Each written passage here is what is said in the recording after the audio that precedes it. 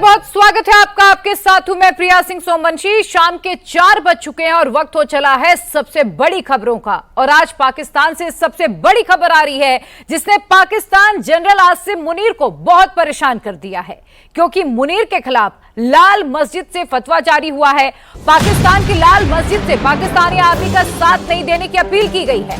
मस्जिद के इमाम मौलाना अब्दुल अजीज गाजी की तरफ से बाकायदा एक फरमान जारी किया गया है जिसमें यह कहा गया है कि आसिम मुनीर का साथ नहीं देना है। भारत के साथ जो जंग चल रही है वो मजहबी जंग नहीं है, ये कहना है लाल मस्जिद के मौलाना का।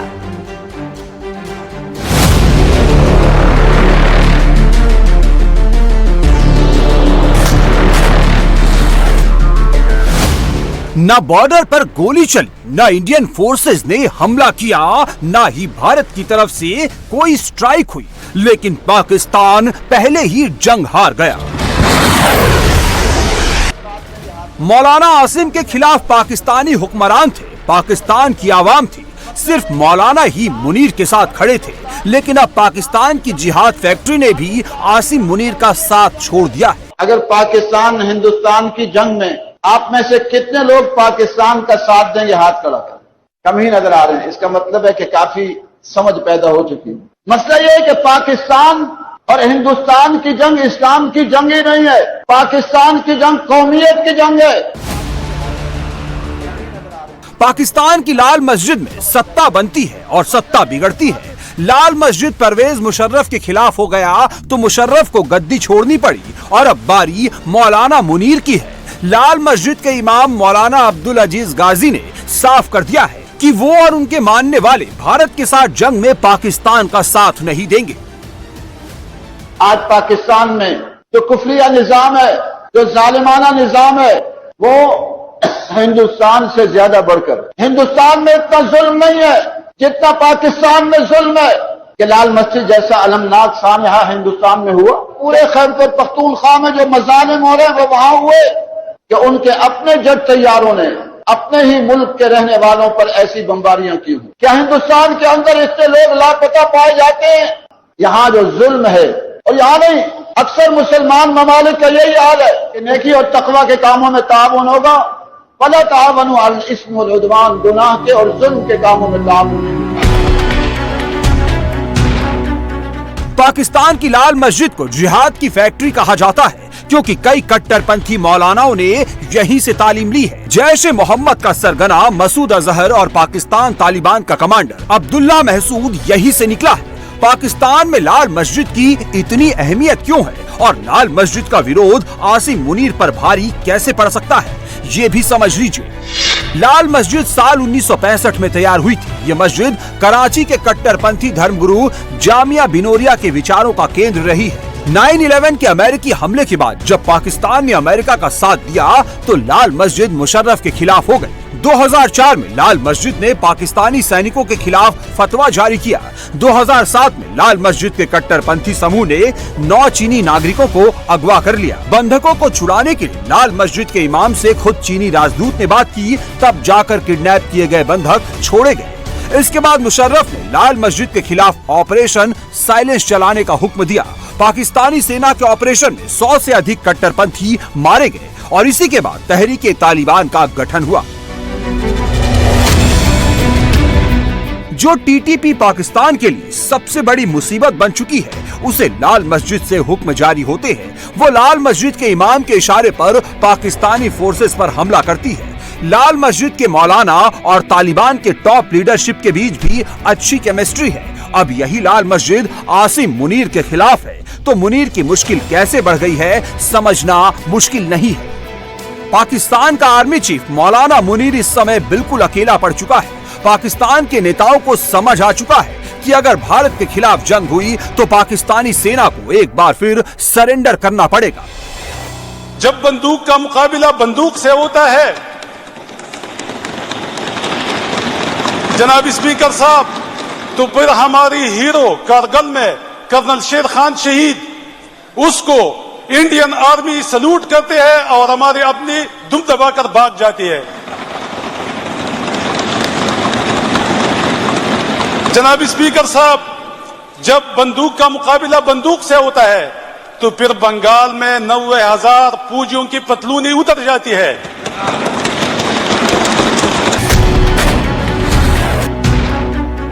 पाकिस्तान को भारत से 5वें हार का डर सताने लगा है, क्योंकि पाकिस्तान के पास ना तो जंग लड़ने के लिए गोला बारूद है और ना ही उसके पास वो टेक्नोलॉजी है जिसके दम पर वो भारत का मुकाबला कर सके। भारतीय सेना के अटैक के पहले ही पाकिस्तानी चैनलों में सरेंडर वाली कमेंट्री शुरू हो गई है। लाल मस्जिद के खिलाफ होने का मतलब है कि तालिबान पाकिस्तान के खिलाफ है। तहरीके तालिबान पाकिस्तान के खिलाफ है और कुछ मौलानाओं को छोड़कर अधिकतर मौलाना भी पाकिस्तान की सरकार और आर्मी के खिलाफ है। कट्टरपंथी पाकिस्तानी फौज की यूएसपी रहे हैं, लेकिन भारत के साथ जंग शुरू होने से पहले ही एक के बाद एक सभी मौलाना मुनीर का साथ छोड़ने लगे हैं। इस्लामाबाद की लाल मस्जिद ने मुनीर सेना के खिलाफ फतवा जारी किया है, तो बलूचिस्तान में बलोच लड़ाकों ने पाकिस्तानी सेना को एक और करारा झटका दिया। इस वक्त की बड़ी खबर आप जान लीजिए, बलूचिस्तान से है, जहां पर बलोच लड़ाकों ने सीपीसी प्रोजेक्ट पर अटैक कर दिया है। पाकिस्तान और चीन के कई ट्रकों को आग के हवाले कर दिया गया है। ये ट्रक सीपीसी प्रोजेक्ट में लगे हुए थे। पाकिस्तान के कई सरकारी दफ्तरों पर भी कब्जा कर लिया गया है।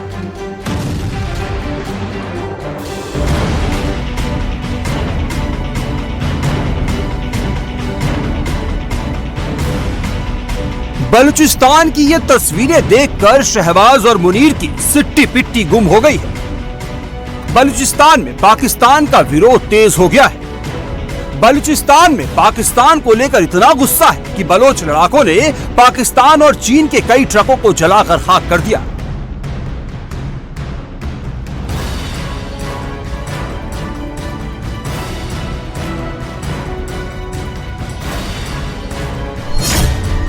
जिन ट्रकों को आग के हवाले किया गया है, ये सभी ट्रक सीपैक प्रोजेक्ट के काम में जा रहे थे, लेकिन बलोच लड़ाकों ने इसे बीच में ही रोककर इसमें आग लगा दी। साथ ही बलोच लड़ाकों ने पाकिस्तानी पंजाब प्रांत के 4 मजदूरों का भी अपहरण कर लिया।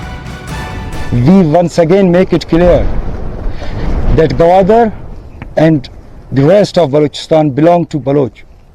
It's our duty to protect our land and sea. Our operation Zir Pahazak. This is a continuous operation that has been initiated to safeguard the Baloch Sea. Balochistan के शहरों में अब मुनीर की सेना नहीं बल्कि बलोच लड़ाकों का कब्जा है।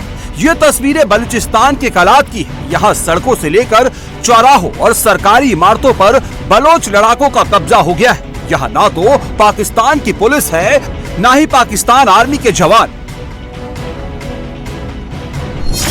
बीएलए के लड़ाकों ने कलात जिले के मोंगोचार कस्बे में यात्री और निजी वाहनों को रोककर तलाशी ली।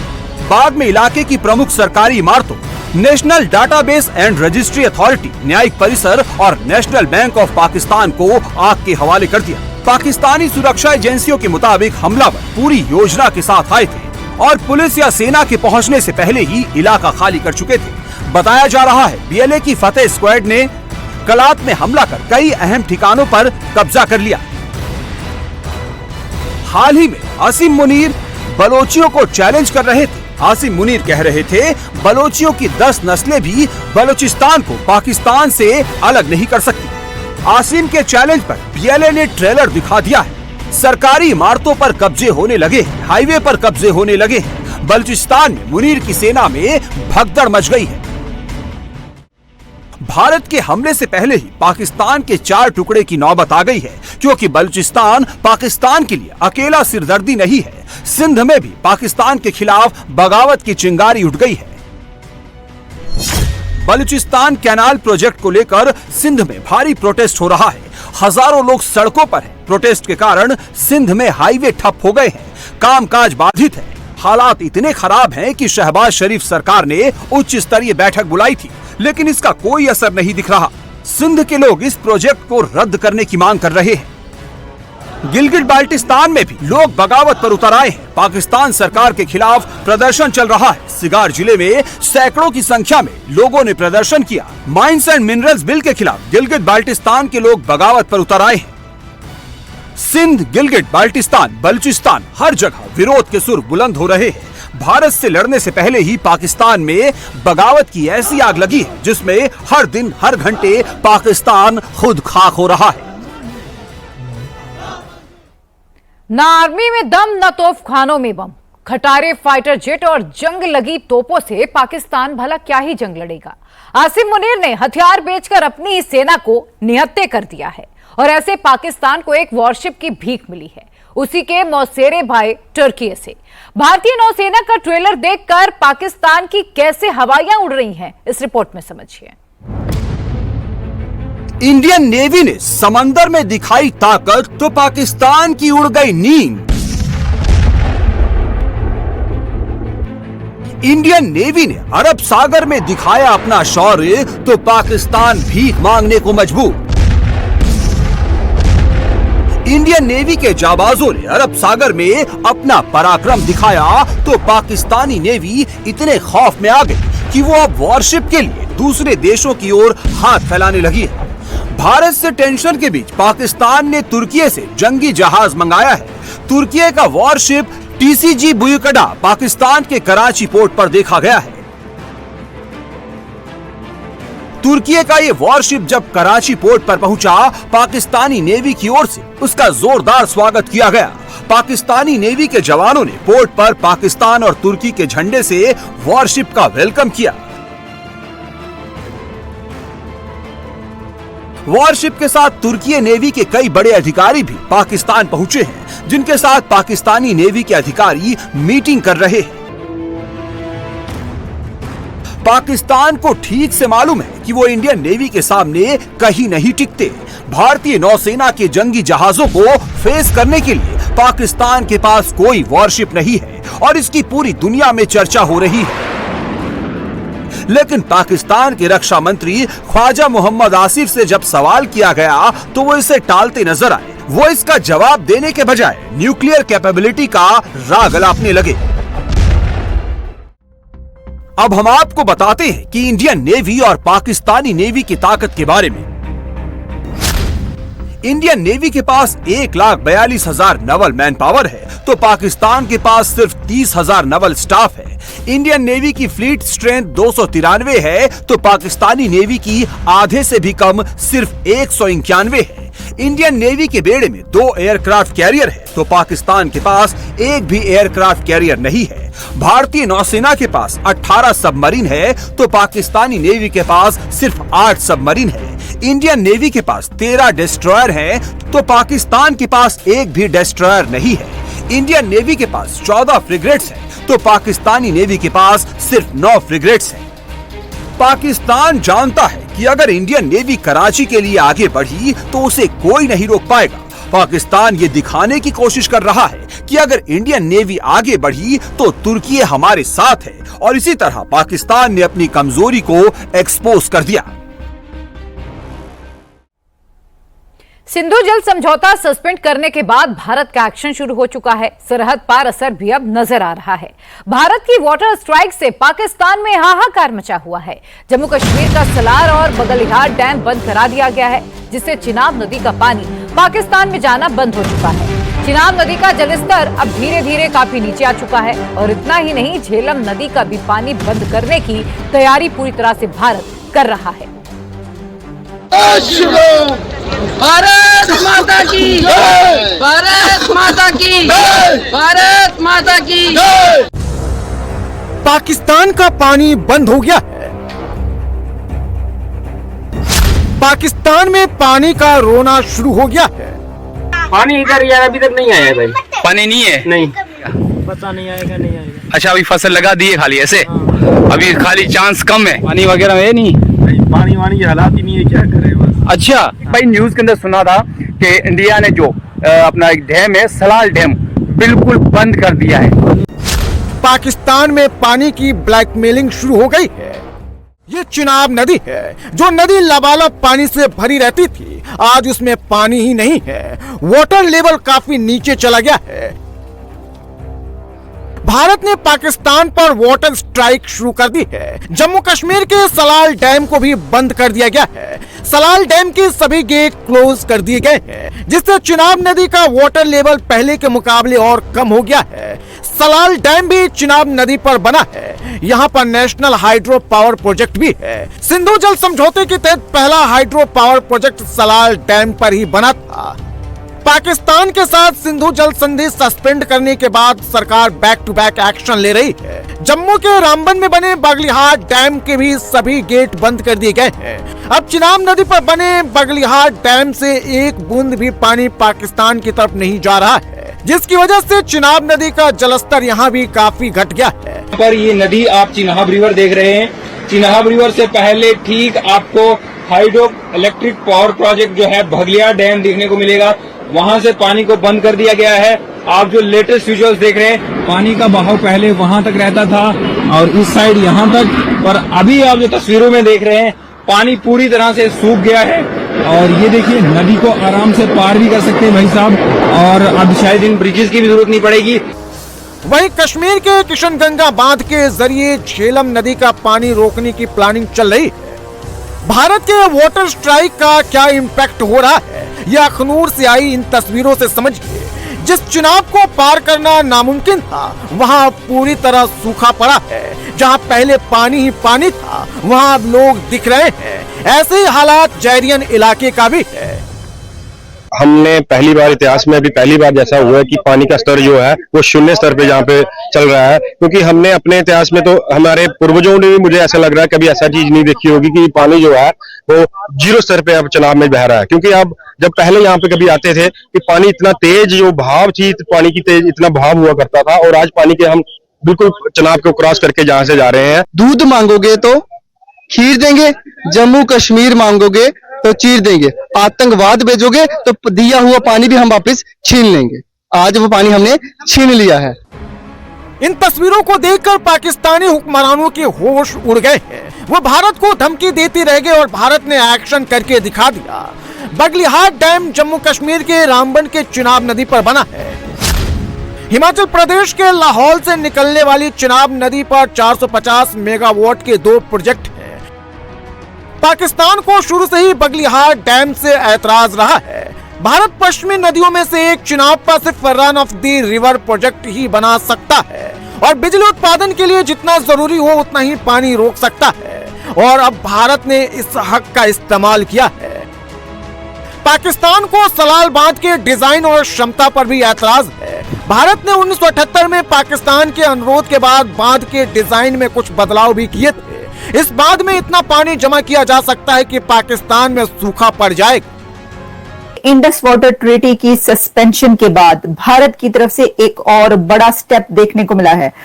इंडस वाटर ट्रीटी की सस्पेंशन के बाद पाकिस्तान की तरफ जो पानी चिनाब में जा रहा है उसको रोक दिया गया है। जो वाटर फ्लो है उसको स्टॉप किया गया है इंडिया की तरफ से। अगर पाकिस्तान ने भारत से माफी नहीं मांगी तो पाकिस्तान में सूखा पड़ जाएगा। पाकिस्तान दाने दाने को मोहताज हो जाएगा। पाकिस्तान भारत की नदियों पर कितना डिपेंड करता है आप ये भी समझ लीजिए। पाकिस्तान को सिंधु, झेलम और चिनाब का 80% पानी मिलता है। पाकिस्तान का 85% खेती इन्हीं नदियों के पानी से होती है। पाकिस्तान की 70% आबादी इसी पानी के सहारे होने वाली खेती पर निर्भर है, और पाकिस्तान की जीडीपी में खेती का योगदान 25% है। पाकिस्तान का पानी बंद हो गया और निवाला तो पहले से ही बंद था। टुकड़ों में पल रहा पाकिस्तान भूख से बिलबिला रहा था। ऊपर से भारत के हमले का खौफ, बदलते हालात में पाकिस्तान और बर्बाद हो गया है। मतलब कि पाकिस्तान को आटे दाल का भाव अब पता चल चुका है। इस रिपोर्ट में देखिए कि कैसे पाकिस्तान के लोग दाने दाने के लिए मोहताज हो गए। इस वक्त तक हम एक माह का जो है स्टॉक गला कर चुके हैं, और मजीद जो है ना एक माह और करेंगे। इसके लिए हमें 3-4 दिन मजीद लगेंगे।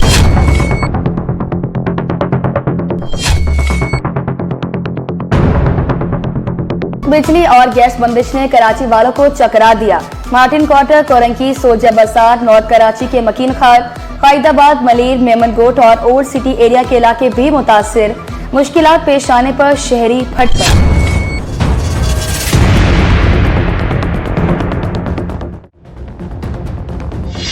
पाकिस्तान के इस्लामाबाद में सब्जी का रेट रिकॉर्ड तोड़ चुके हैं। कराची में पानी क्राइसिस शुरू हो चुकी है। मुल्तान में खाना आम आदमी की पहुंच से बाहर होने लगा है। बलूचिस्तान में बिजली कट गई है। मुल्तान में सब्जी और फलों की कीमत में उतार चढ़ाव। लीमू 500, अदरक 400, लहसुन 250 रुपए किलो, भिंडी 230, शिमला मिर्च 170 और बैंगन 100 रुपए किलो। सेब। पाकिस्तान की सबसे बड़ी फल सब्जी मंडी इस्लामाबाद में भी है। यहाँ पर हर रोज लाखों का कारोबार होता था। पाकिस्तान भर में सब्जी सप्लाई की जाती थी, लेकिन अब सब्जियां सड़ रही हैं, खरीदने वाला कोई नहीं है। तकरीबन 15-20 दिनों से जो है ना कुछ अजीब सा मंजर है मंडी में जी। होता ये है कि जी जैसे ही तकरीबन 8 साढ़े 8 बजे हो जाते हैं जी, मंडी बिल्कुल सुनसान बन जाती है जी। हर बंदा गायब हो जाता है, पता नहीं किधर चले जाते हैं लोग। ये नहीं सिर्फ मंडी वाले, बाहर के लोग गायब हो जाते हैं और लोगों के पास ढेरों सब्जियां जो है ना रोजाना की बुनियाद पर खराब होती है। गाहक होते नहीं हैं, पता नहीं वजह क्या है, मुल्क में क्या हुआ क्या नहीं हुआ। लेकिन कई दिनों से जो है ना कारोबारी जितने भी लोग हैं यहाँ पर जो फ्रूट के काम करते हैं या सब्जी के काम करते हैं, काफी परेशान है। पाकिस्तान में आर्मी का मूवमेंट शुरू हो गया है। सरकारी गोदामों में भरा आटा सेना के लिए खाली किया जाने लगा है। पीओके में पाकिस्तानी सेना 2 महीने का आटा स्टॉक कर रही है, जबकि एलओसी में रहने वाले लोगों को सिर्फ 1 महीने का राशन रखने का आदेश है। पीओके की जनता की रोटी मुनीर आर्मी ने खाना शुरू कर दिया है। जो हाल पीओके का है वही हाल अब पूरे पाकिस्तान का होने वाला है। पाकिस्तान में सब्जियों की सप्लाई आर्मी के लिए कर दी गई है। पाकिस्तान में फूड क्राइसिस शुरू हो गया है, चाहे वो लाहौर हो या फिर मुल्तान। महंगाई के सताए आवाम रिलीफ के मुंतजिर। सरकारी रेट लिस्ट में आज 4 सब्जियों और एक फल की कीमत बढ़ गई। मार्केट में प्याज 60, लहसुन 400, अदरक 500, सब्ज मिर्च 180 रुपए किलो बेची जा रही है। टिंडे 300, भिंडी 280, मेथी 140, करेले 130 रुपए किलो में फरोख्त। केला दर्जे अव्वल 500, दर्जे दोम 260 रुपए दर्जन, सेब 500, अमरूद 220, लौकाट 250 रुपए में दस्तयाब। पाकिस्तान के पास खाने के लिए दाने नहीं है और मुनीर हिंदुस्तान को हराने का ख्वाब देख रहा है। अभी तो जंग का माहौल बन रहा है, जंग शुरू भी नहीं हुई है, अभी से पाकिस्तान का मुंह कड़वा हो गया है। चीनी की कीमत पर हुकूमती कमेटी का फैसला न होने से मार्केट में चीनी निर्ख में बेलगाम इजाफा। एक हफ्ते में चीनी 11 रुपए फी किलो तक महंगी, निर्ख मजीद बढ़ने का खदशा मौजूद। चीनी महंगी होने लगी। परचून मार्केट में चीनी 175 रुपए फी किलो तक फरोख्त हो रही। चीनी का शुगर मिल्स रेट 160 से 165 रुपए किलो तक है। मुख्तलिफ शुगर मिल्स अपने ही रेट पर चीनी बेच रहे। अभी पाकिस्तान में आलू 500 रुपए किलो पहुंचेगा, टमाटर 700 रुपए किलो बिकेगा, क्योंकि इस बार पाकिस्तान में खेती के लिए पानी नहीं है।